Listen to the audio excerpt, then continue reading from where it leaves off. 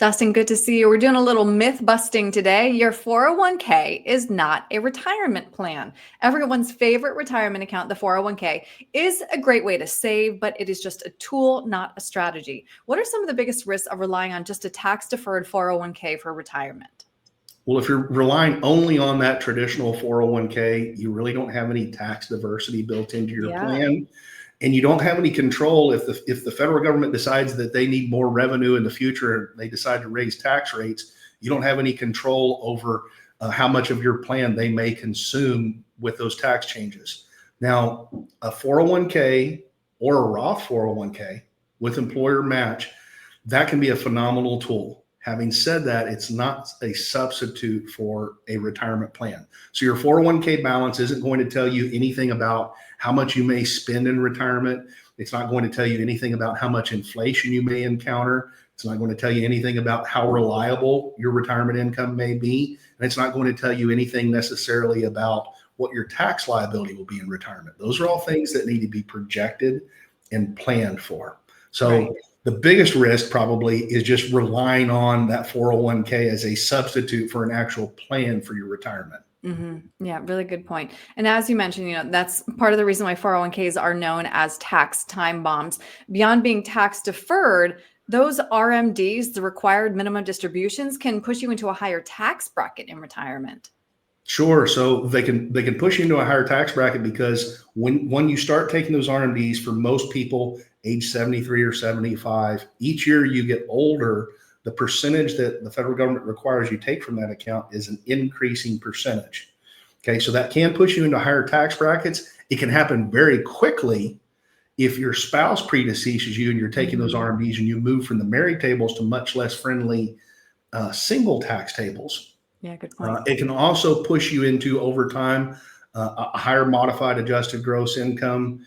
That can mean more taxes on your Social Security or higher Medicare premiums. And with regard to RMDs, there's one more big problem here. It used to be the case that you could stretch that account if you inherited it, let's say from your parents, over your lifetime. Now, most people that inherit a tax-deferred plan have got to distribute those assets over a period of 10 years. And most people are inheriting those assets in their peak earning years, their 50s and 60s, when their tax liability couldn't be higher. So, really good point. I think a lot of people, though, will be watching Dustin saying, but Dustin, why would I want to pay my taxes now? Well, first of all, tax rates are historically low now. You may have heard that before, but let me tell you how much. So if we're talking about a married couple making anywhere from $50,000 to $400,000 a year, the taxes that they would pay, assuming the standard deduction, are about 25% to 50% less than what they would have paid prior to our current tax rates in 2017. Now, those tax rates are set to sunset at the end of the year, but if they're extended like we anticipate they may be, it'll be an incredible opportunity to keep taking advantage of those historically low rates. Another reason you may want to pay your taxes now is it may allow you to actually own more of your retirement account. What do I mean by that? Well, if you've got $1 million IRA, and let's say you're paying an average tax rate of 20%, you don't really own $1 million of that account value. You own $800,000 of that account value. It's ultimately what you will get to when it's distributed, right?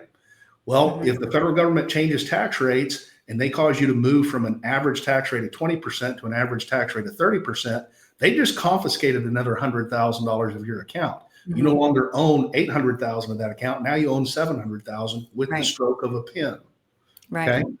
So, and the last thing I would mention is, it may not only make, moves like funding tax exempt accounts or Roth conversions may not only allow you to avoid some taxes on those future withdrawals, but it may avoid you to, or may help you avoid additional taxes on your Social Security income, or because it may keep your adjusted gross income down, it may allow your Medicare premiums to be cheaper over the course of your retirement. We have to control what we can control. Can't control future tax rates. But I do want to ask Dustin then what steps we can take, because it all comes back to turning that pot of money, the savings, into an income stream. So what else should we be considering in addition to our 401ks? Well, if we want to talk about tax efficiency, you want to look at Roth IRAs if you qualify for them. If your employer offers a Roth 401k, you certainly want to consider transitioning your funding from the traditional 401k to the Roth 401k. You'll still get that employer match, and there are no income limits on the Roth 401k. So that means if you've got a Roth 401k available to you, you can't participate in the Roth IRA because of the income that you make. There are no limits on who can participate in their employer's Roth plan. Brokerage, Tax diversity. brokerage Yeah. accounts. Oh, I'm sorry. Oh, that's okay. Brokerage accounts can be an efficient way to fund your retirement, and they can be a very flexible way to fund your retirement, as long as they're allocated with an eye towards tax efficiency. And then finally, I would say a lot of people don't consider this, but if you get some professional guidance structured correctly, cash value life insurance can be a phenomenal way to create some tax exempt savings. Can be a very powerful strategy. And it all comes back to, again, proactive planning. So Dustin, if somebody would like to talk through these strategies with you, again, to reduce their taxes in retirement, what's the best way to reach you? Call or text me at 830-476-2505, or reach out on the website to book a free chat at longlivemymoney.com. Dustin, thank you. Thanks, Aaron.